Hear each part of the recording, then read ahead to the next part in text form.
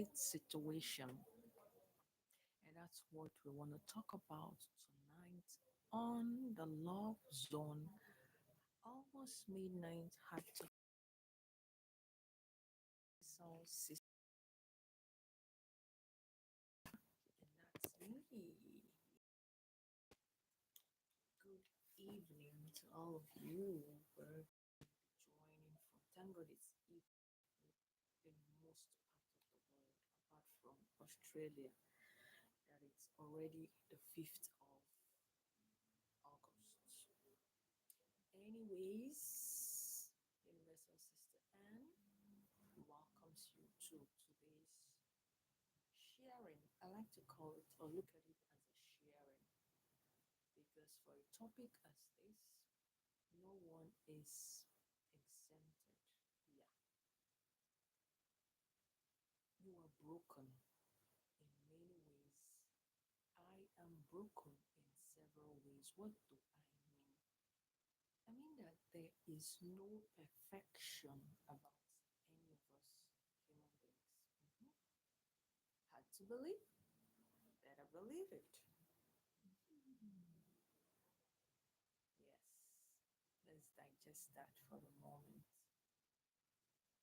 I am broken. Yes, I am broken. Am I complete? Nada, nada, nada. Will I be complete sometime? Of course, at a time that all things comes to culmination in this life. It is so sad, but eventually this kind of sadness should not put us down. You know, there's a positive sadness in certain ways because even though we are broken, incomplete, not perfect, we're still living this life and carrying on. For those who are Christians or believe in a higher power, we rejoice to know that in spite of our incompleteness, hi, Riley, Sarai, Bew, all of you on YouTube, welcome. Yes, I was saying for those of us who are Christians or even if you belong to other religions, hi, Arthur, but you believe in the higher person like God or anything like that, you will have realized that in spite of our brokenness, God loves us still. An unconditional love for that matter, because God is aware of the human nature and how human life exists. So let's rejoice, and to also remember that Jesus has died for us. Enough of the Christian thing. I want to talk to everybody, irrespective of your religion. Okay. So I was saying, you would have seen the topic. I'm worried. I wrote on Facebook and I hashtagged things like human brokenness, selfishness, self interest. Yes, all of us have these things in us. Maybe me especially. Well, let's talk together. As I begin, let's try to share thoughts together. If I'm saying something that doesn't rhyme with you, or you seem to understand, just put a thumbs up, a like, something like that. Invite other people to join the live too. I'm live on Facebook and YouTube. Yeah, this is a nightly program that I do. It's actually the first time I'm adding YouTube. It's always been on Facebook for the past 2 weeks or thereabouts. This is one way of connecting with my followers on Facebook or subscribers on YouTube from today. Hopefully, we'll continue on YouTube and maybe TikTok. I wouldn't use my other device because I like to sing some nice love songs on this program. On Facebook, it's titled Love Zone, Almost Midnight Heart to Heart Chats. But on YouTube, I just put the topic. So that's what we do here. And maybe I'll do that on YouTube so people know that it's about love. We want to talk to ourselves in love, understanding, respect, knowing that no one has it all. Okay.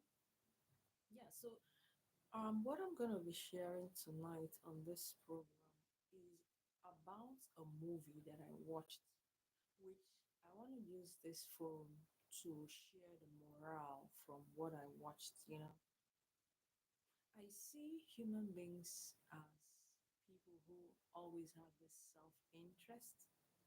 Sometimes human beings act as if they are fighting for other people, you know, like justice, all these guys who are into that kind of social justice thing. Many times it comes from an angle of them having been through such situations in their lives. Some persons maybe when they were younger, when they were still with their parents, suffered certain issues, and that's why they decided that they would become social justice activists to tackle such situations, and also working with kids nowadays, running a kind of camp during this long vacation. I hear from kids when I say, "What would you like to be?" One says she would like to be a doctor. I say, "Why?" She says, I said, "Which part of medicine are you looking at? We have doctors for different parts of the bodies." I mention ear. Then she says ear. I say, "Why ear?" She says she has had an issue with her ears before. So maybe that's the area of medicine she wants to go to.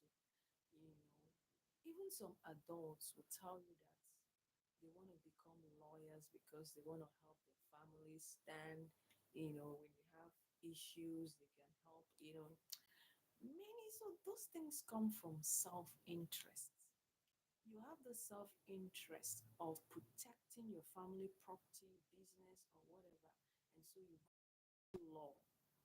you know you don't just go into law, but you kind of dwell on industrial law, or those kind of that touch on properties, companies, you know, running things like that, and so on. It goes on and on.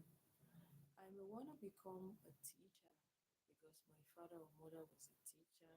He or she did well, and I hear that teachers have, people respect teachers a lot.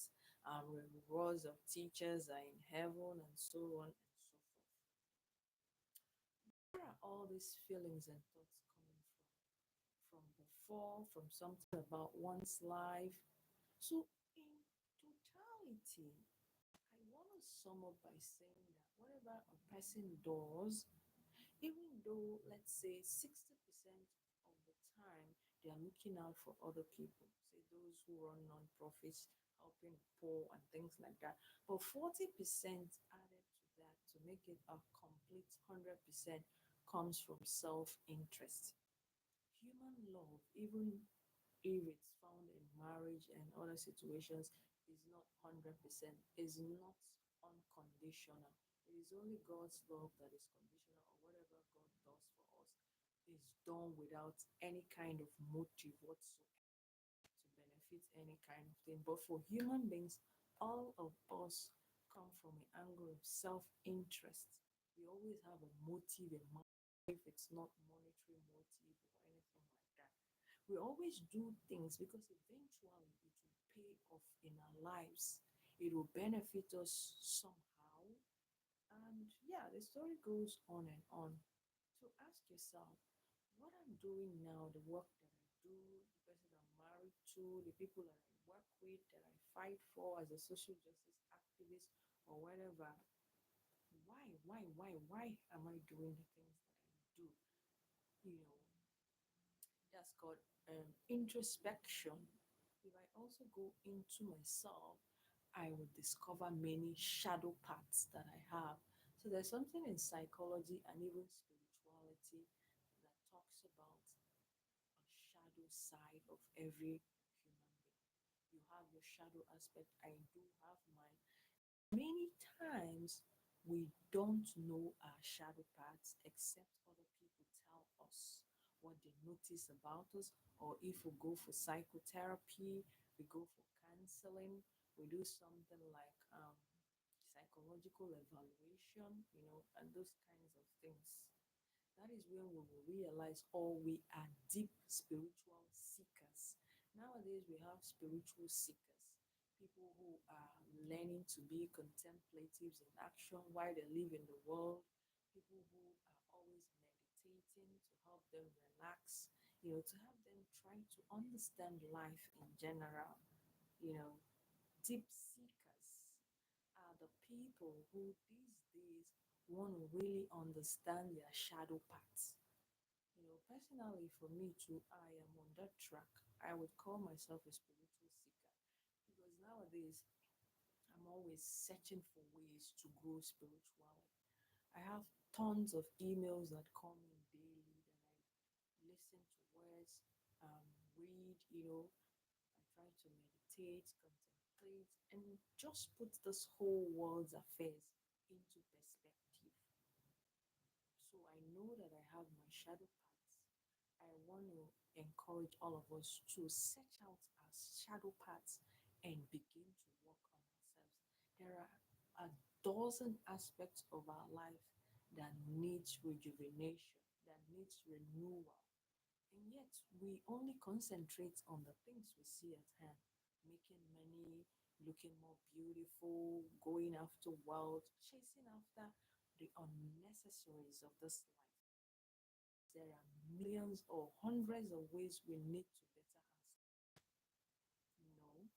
So I encourage all of us, do you know your personality type? You need to know your personality type. That's why people have issues. I want to even think that people who go for marriage counseling or marriage class before they get married should be encouraged to know their personality type and the personality of the person they want to marry. Psychologists and even some spiritual men and women can help you try to put this is your own personality, your husband or wives, or you want to work with people, you're getting into a contract with people, you just want to know the person you're working with. Get to know their personality type. That way you can understand whether you match each other, and that kind of thing. I'm saying all this just to create a background to the morale I want to pass across from the movie that I watched. I don't recall its name, but Sandra Okonzoa was there. I think that movie was done like 2 or 3 years ago because there Sandra was looking very young, slimmer than she is nowadays, and all that. But that story was really packed full with action, if I must say. Although it looks like a normal countryside movie, which is not what I really go for, but yeah, apart from the fact that it was set in a local setting, it had so many things to teach in different settings of life. So, what's the story about? The story is about a young girl. I would think that in the movie, Sandra Konzua would be like in her mid 20s, 22, 3, 4, 5, married to another young man who could be in his 30s. Young man has an elder brother, a younger sister. Their mom is there. Sandra Konzua was an orphan that got married to the guy. So the movie begins when Sandra Konzua is with her husband. He's eating. He tries to feed her. They're just joking and playing around. And then she asks him, "When are you traveling again?" I think he's a businessman. He says, "It's the next morning." She says, "Wow, I thought it was going to be Friday." He said, "No." So he says, "I need to make a list of things we need in the house, and you need to buy some things for your mom." As a young wife, she's caring and all that. We got to find out that she was just married to the man for 10 years because when the man travels, he doesn't return. He dies in an accident, of which my cousin who had seen the movie was saying the elder brother later confesses that he's the one who killed his brother because he wanted to take his wife. That kind of covetousness, another aspect of human beings. We always like, to get things to please ourselves. We don't care about another person. More of this will come to play.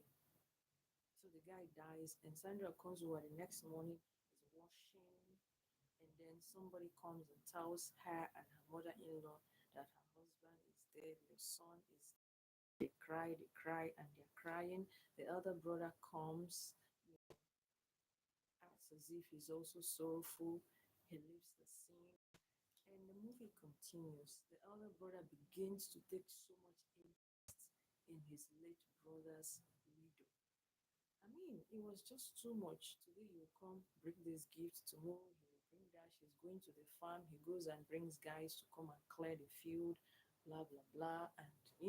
And our friend kept saying, all these gifts are for something. He has a motive. She overlooks everything. She keeps accepting the gifts. And that's something about human beings. Personally, I think she also had her own motive. You cannot just be collecting gifts from a man. I mean, when you're mid 20s, then the guy who marry you, pursue you, buy you gifts and all those kind of things. Eventually, the guy sets up a provision store for Sandra Conzo, and the thing continues. And the younger sister is supposed to marry her elder brother's friend who is in Korea and is to return in a few days. And she tells her brother to give her money to buy hair, wig, or whatever, so she can be good for her husband to be, you know. And this elder brother acts so funny. He comes from a Christian aspect. He's this kind of, I don't know if it's to call him a Marian kind of a Christian. A Marian person is a Catholic who loves Mary, and he wears a very big medal. And he's always quoting the Bible. When Sandra will say, why are you giving me this? He say, God loves a cheerful giver. After all, you're my brother's widow. I need to take care. But he had an ulterior motive that, of course, he cared for her, but he wanted to marry his brother's widow. But you should let a woman mourn her husband for at least 1 year before you start giving her gifts, trying to express your feelings, and so on and so forth. Eventually, the elder brother's friend returns, hoping to marry his younger sister. But before he comes back, the sister is already pregnant or had even already undergone several abortions for some village guys. And her friend would say, what have you done? She said, someone needs to hold body. After all, what is the guy doing in Korea? Although she really loves the guy, but she just wanted to be like any chick out there living her life. So the guy comes, invites her to his home. He brought gifts to her house and stuff and says, come and stay with my mom for a few weeks or thereabout. And she's like, well, your mom hates me. And eventually she goes. And the mom actually doesn't like her. You know. She laughs at her and said to the guy to tell her to go and cook because she knows she can cook well. The girl cooks wonderfully. I don't know what to call that, but they couldn't eat the food, and the mom starts laughing at her and those kind of things. And the guy is angry. The girl goes home. Her brother says, I know you've done something terrible. She says, hey, it's just that I couldn't cook soup. And it's so funny.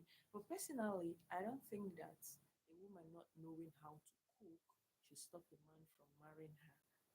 Love first, respect. I mean, food is something we can get anywhere, but you cannot buy love in the market. You can buy respect and this kind of loyalty from a woman. So men too, who are always thinking that for a woman to cook and then she's a homely woman. I mean, love matters. But some people nowadays say love is not enough. But I tell you, love is enough because encompassed in love is everything we need in any kind of relationship. Check one of St. Paul's First Corinthians. Love is patient, love is long suffering, love is respect, love is caring, individual needs we talk about. So love is more than enough. Moral number one, which did not come in that movie, you know.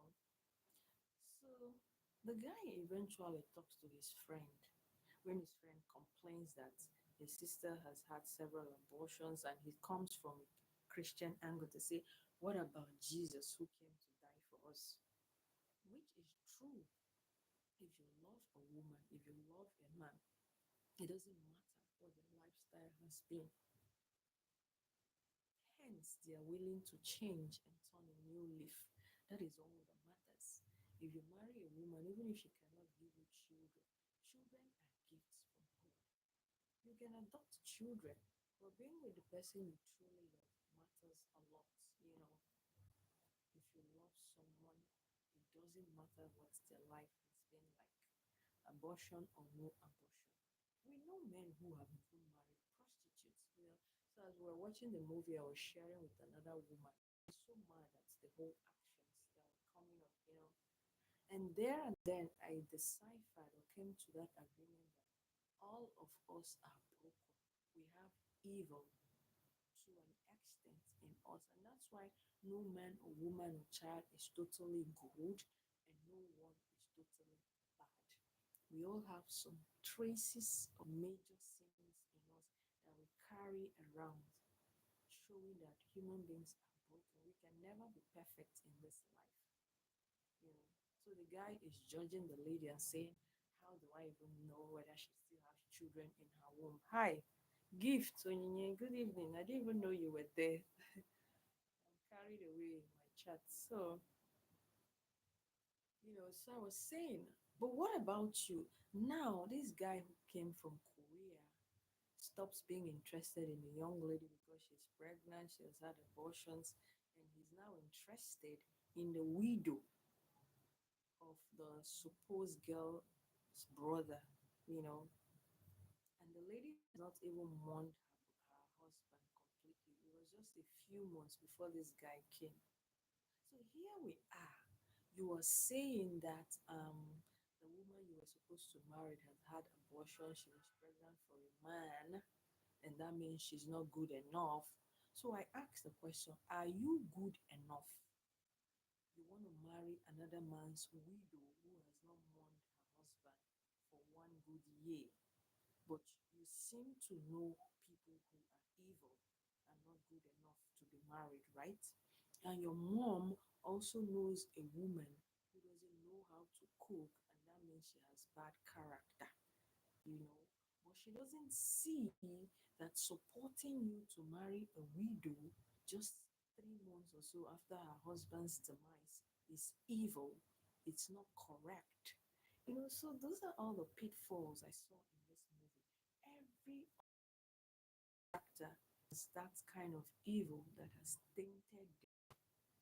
So the other elder brother, in fact, at the end of the movie, I didn't see the end though, but my sister cousin was saying that the guy later confesses that he killed his brother. So this is someone who is always wearing a big medal as a Catholic preaching. When he does anything, you ask a question, he quotes the Bible for you, but you are able to kick your brother out of the way because you want to covet his wife, which is something we saw in the readings of yesterday's Mass, the 18th Sunday in Ordinary Time, talking about vanity upon vanity, which the preacher says, how can a man struggle all his life making money and tomorrow he dies? And who does he leave the wealth to? To somebody who has not toiled under the sun. Is that not vanity? So we have this brother who marries a young woman, toils to make sure they are together. Eventually, someone kills him. That is vanity. Eventually, the elder brother lady lots of gifts, sells his land to open a provision shop, although he had a lady he was supposed to marry. And the woman eventually says, I don't have any kind of feeling for you. Is that not vanity? So, in essence, the whole life we live, our existence is vanity upon vanity. The human life is broken, is not perfect, but we need to realize this, but many times we don't realize it. When you are judging a case, what is your motive for picking sides with people? That kind of situation. Some people are always craving to help others because those people may have helped them before. So it's like give and take situation. But that's not the right way to look at life. We are called to or supposed to help people because people need help, not necessarily because we know them, they are our friends or whatever, you know. And there's another way spiritual people can look at certain situations in talking discerning how to live life. So let's look at the story. You have money. You're supposed to look out for your mother or family members more as opposed to other people. But I tell you that that notion or thinking is wrong, is broken, is not perfect. Whether that person is your mother, your sister, or whomever, person you love, you should look out for another person the same way you look out for your loved ones. It has to be totally 100%, 100%. Yes, looking out only for your loved ones is not the best way. We are all brothers and sisters in this life, you know. So we have to look out for each other. It's important. And then we have the elder brother's friend who has been impregnating his friend's younger sister. Oh, eventually, the girl's friend goes to gossip to the guy when her Korea husband to be returns and say, see what is happening. My friend is engaged to be married to a guy who has returned from Korea, and yet she's carrying your child and she has been aborting your children. He gets angry, picks a long gun, and goes to confront the girl when she's with her Korea husband to be, who eventually leaves her and says, I cannot marry a woman who has had several abortions and is even pregnant for another man. You carrying a gun to go and chase after a woman, what plans do you have for her? Were you going to marry her? And that same girl is the one who has been feeding you. She will steal food that her mom has cooked because she cannot cook. Her brother says all she can do is to boil hot water. She will bring food from her mother's kitchen and give you. You continue eating, and depending on her, you don't have a job, but you're angry that she got pregnant and removed the pregnancy. And the girl told him point blank, I have a Korea guy. You don't have anything to take care of me. Which is true. But all you want to do is to continue sleeping with the girl. This goes to men. Personally, I can't date a guy if I was one who dates. I can't date you if you don't have a job. And that is for real. Sometimes the truth is painful to get.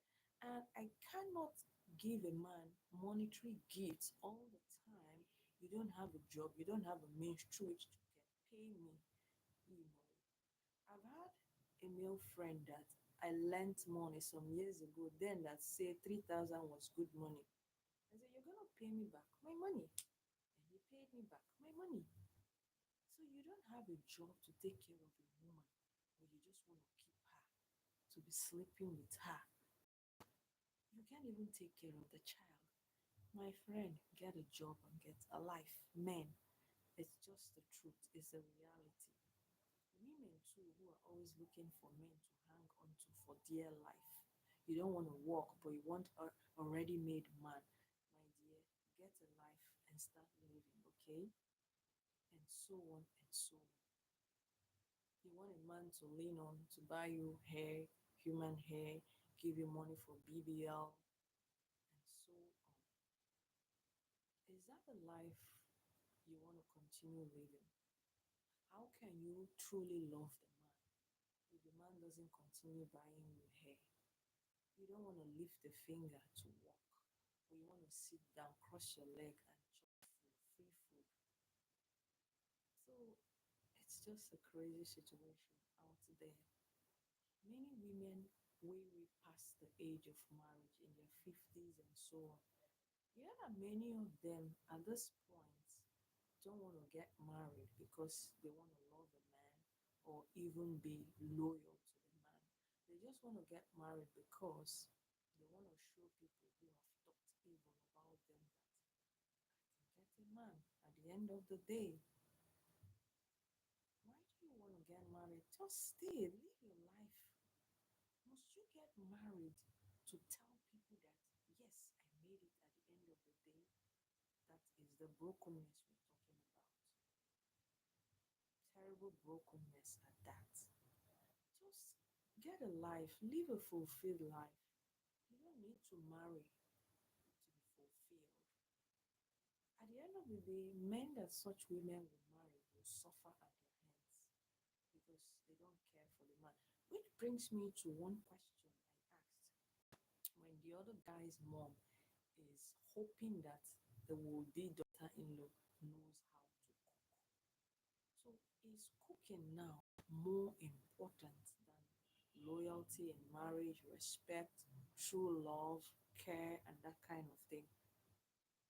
But she has a self interest in having a daughter in law that can become a housekeeper for her. Because eventually, the widow starts going to the house. She will go there early in the morning and sweep the whole house and cook. Something she never did for her first husband's mother. The first husband's elder brother sets up a shop for you. You didn't mention it to your mother-in-law. They only came one day walking down the street looking for where to buy water on their way to the farm. And there's a shop, and they find you in the shop. And they did not even query you. And she goes home to talk to her son. You never worried her for one day. But a courier guy comes and she becomes interested. You have not finished mourning your husband, and yet you say you don't want to stand in between your former sister-in-law and the man who was supposed to marry her. Or your bad friend encourages you or cancels you negatively to go ahead with that kind of relationship. Whereas the family you were married into never troubled you for one day. And when the case comes up for discussion, she's telling the mother in law that she's just tolerating that girl for whatever reason. It's just crazy. So, this short story or movie tells a lot about human life, the ups and downs, the brokenness, the imperfection, and so on and so forth that human beings carry. We carry it and walk about every day. What shall we do now that we see that everyone in the movie, every character has a default, a default, a default? Who is to be blamed? No one. Most times people bring up issues and say this person is at fault. No, there is no way that when two people do something, only one person will be at fault. Both parties must share the faults and guilt. And talking about guilt, in our brokenness, even though God overlooks it, there is what is called a guilt to sin. Like when Catholics will go for confession. Your going for confession doesn't remove the guilt of your sin or that stain that each sin puts on us. A mark of stain is retained in us. So don't think that I'm going for confession. You cannot deceive God. You must do restitution, do what we call penance, mortification for you. We cannot hold the hand of God. For many people who, after living a bad life, you see the whole brokenness, always bringing out its ugly head. Some people live terrible lives and say, oh, after all, when I repent, God will forgive me. No, perfectly. God is going to forgive you, but there is a stain, a guilt of that sin that continues to follow you. Which is why when people judge and say this person was a bad person, he or she cannot make heaven. You who is judging, you cannot make heaven. Everything depends on God's mercy. No, not one is perfect. We cannot make it. We cannot make it at all. It depends on God's grace and mercy. So we need to continue to grow. Utilize every opportunity you have for growth.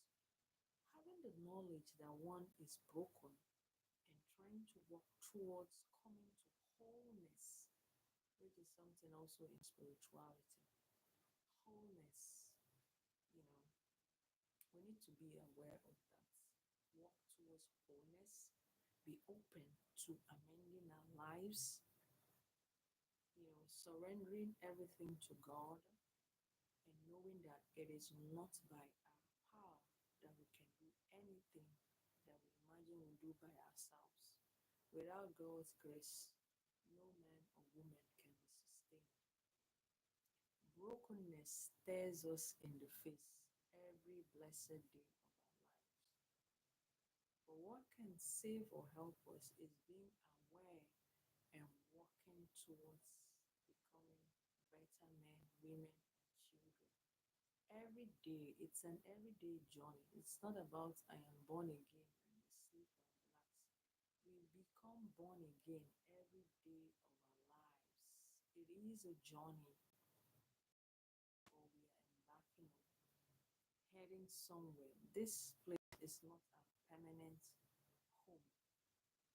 No. And finally, when we get to that destination, that is when we can become fully human.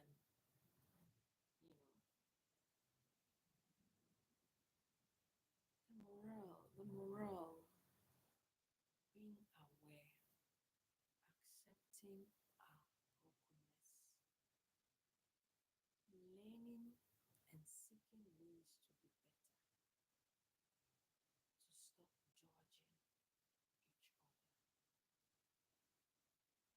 to even better query our lives more than we query other people's lives, to pray for one another because we're all embroiled in this together. No one is getting out sooner. you know, Let us stop being covetous, wanting what other people have. Be content with what you have. Have an open heart towards each other. Whatever you think will hurt you when someone does it to you, don't do it to another person. Know that nature, Mother Nature, God, and every wonderful thing in creation is working for your good and for that it's not about rushing into marriage because you see a wonderful suitor. It's not assuming that you are better than anybody. No one is better than another. We are all equal in God's sight. A thousand and one morale to gather from this lesson, or from the movie rather. You know, every character broken, meaning every human being is broken. We need to grow, and step out of the cocoon of brokenness. Oops. I like to sing. I don't know which song I'll sing when I'm doing this. Yeah, we're almost wrapping up. It's 9 minutes to midnight.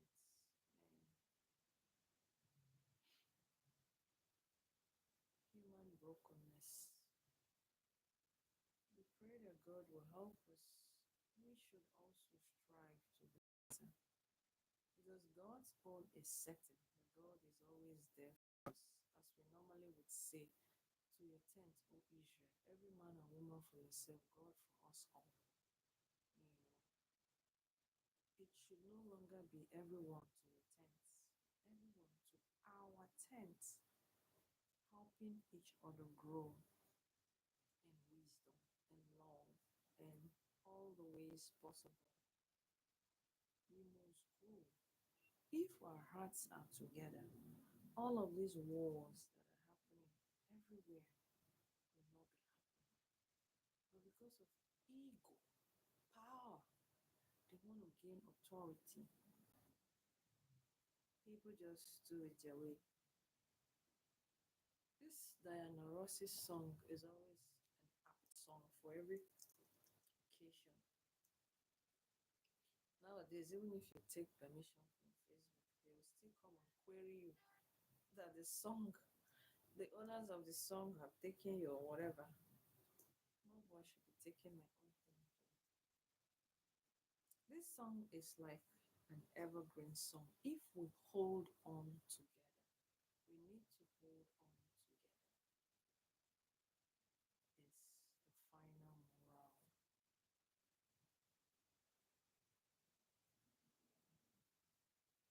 Don't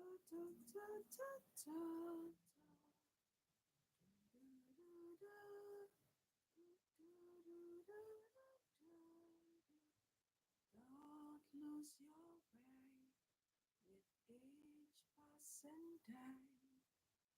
You've come so far, then throw it away.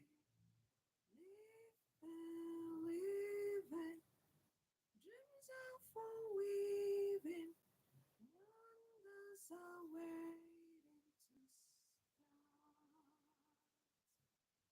Live your story, faith, hope, and glory. Hold to the truth in your heart. If we hold on to God, I know our dreams will never die. Dreams see us through to forever, where clouds roll by. Are you and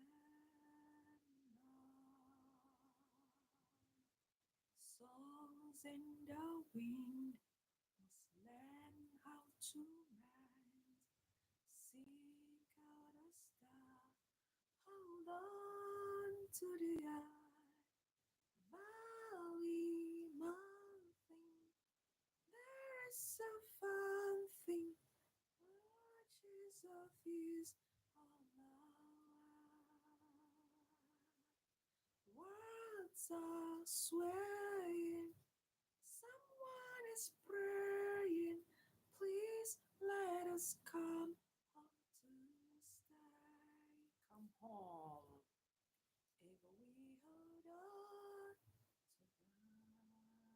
God, I know our dreams will never die. Dreams see us through to forever, where clouds roll by. For you and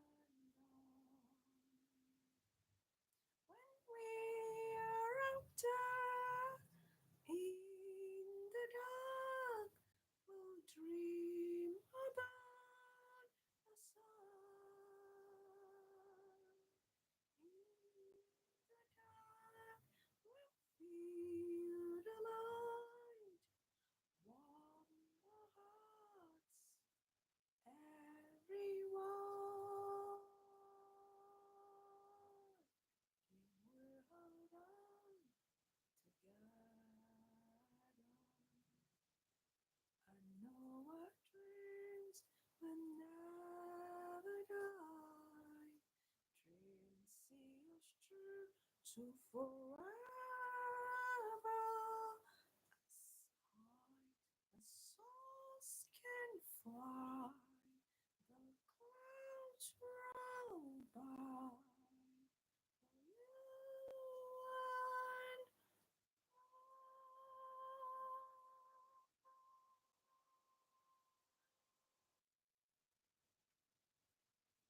wonderful.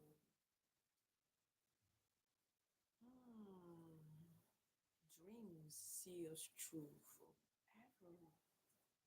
Mm. Leave this one. I don't like this one. When you believe, there's a song I saw that has flown away. I don't want to sing lovey, lovey, lovey. Very human songs are the ones for this topic. Another day in paradise. So we all need to hold on to our dreams for life. Human beings have one dream, apart from all the unnecessaries, pursuing wealth and all those kinds of things. Our one dream that we chase, according to this woman, should be charity or love, faith and hope. You know, that's the dream of every human life. should, you know, come to have a position with God.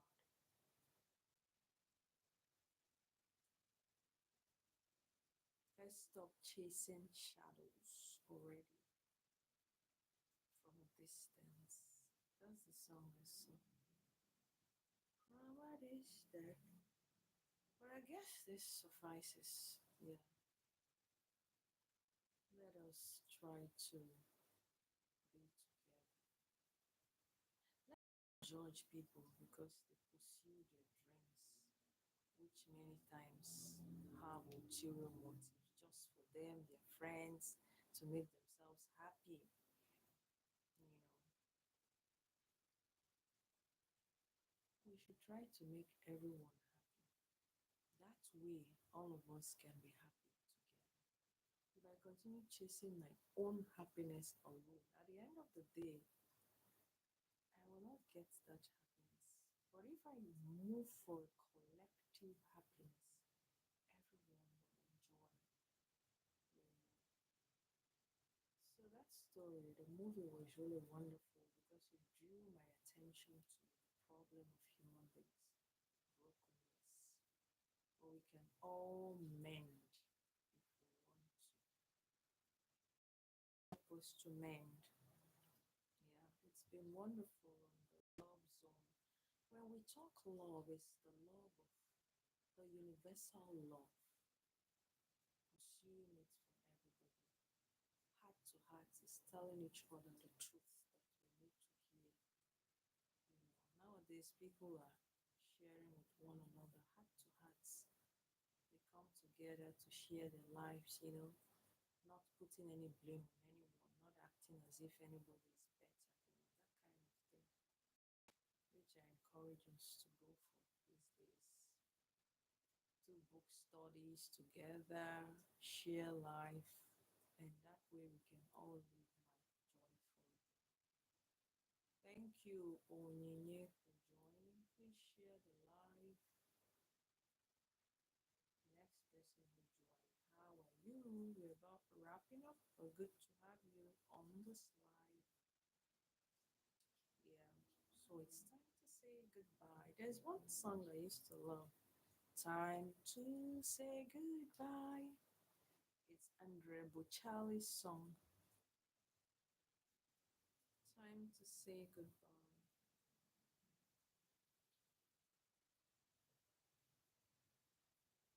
But we shall still meet again tomorrow. Always, almost midnight heart to heart. Andrea Bocelli, wonderful singer, gifted singer, but he's blind.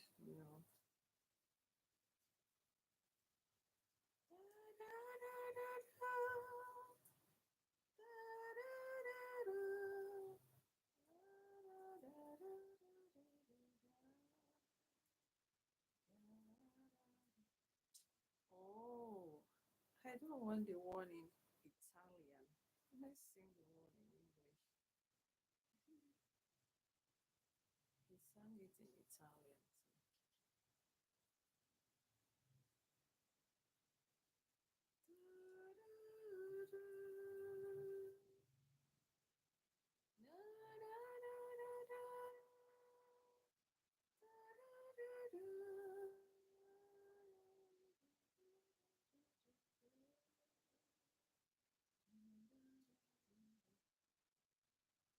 Why are they singing? This is also in Italian.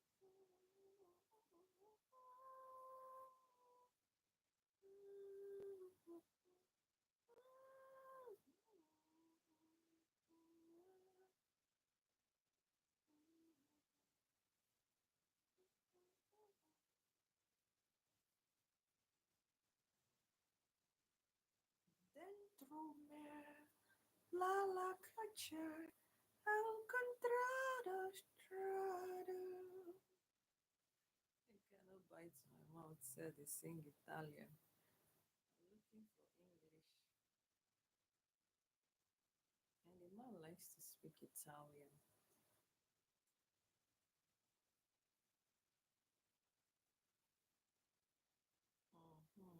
we are speaking English. I like the beats. Facebook will catch me. See the beat of the song. They will say 2 minutes, 1 second. They hear the sound. I don't need their trouble.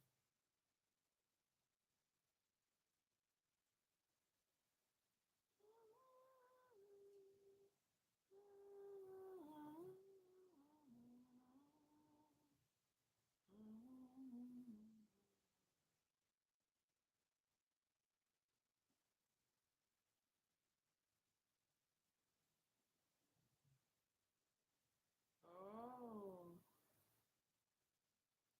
Andrea Bocelli. He's an Italian. It's just funny. He's always doing concerts all over the world.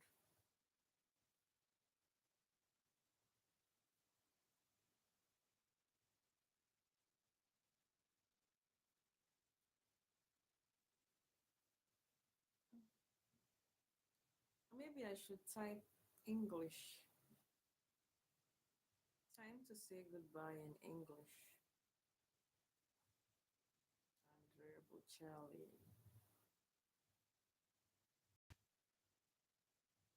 It's time to say goodbye. Mm, time to say goodbye. I say it in English. Let me write in English, not Italian. Come on there. Stop speaking Italian. Ah,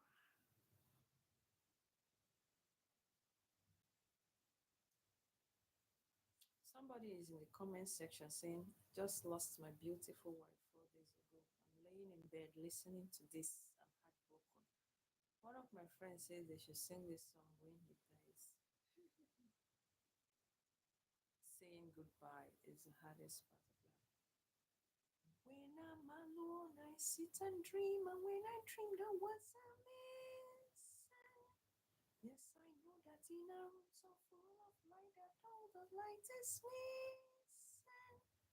But I don't see you with me, with me.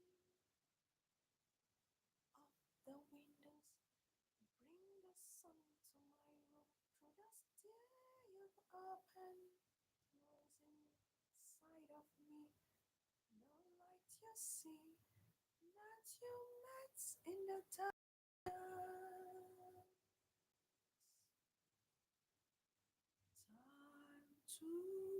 Time to say goodbye. Horizons are never found. I hope to find them alone without the light of my own with you. I will go on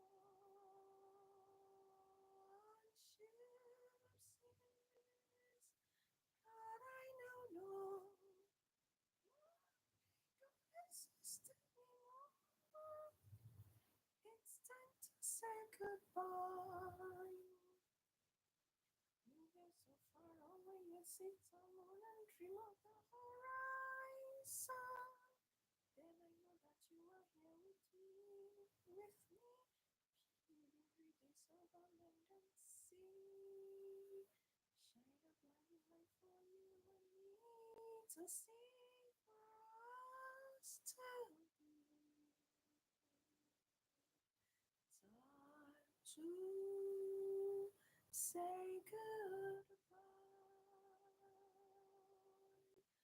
Horizons are never furled.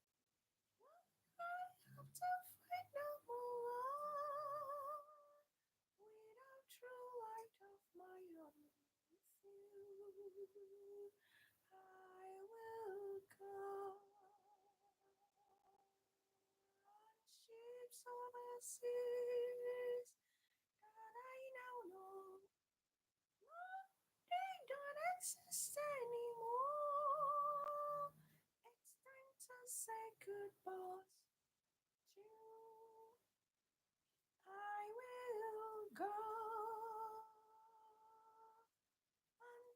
depths of the seas, and I don't know.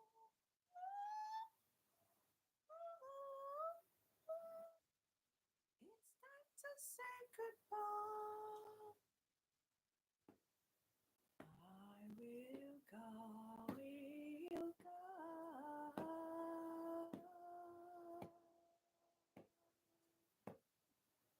Mhm.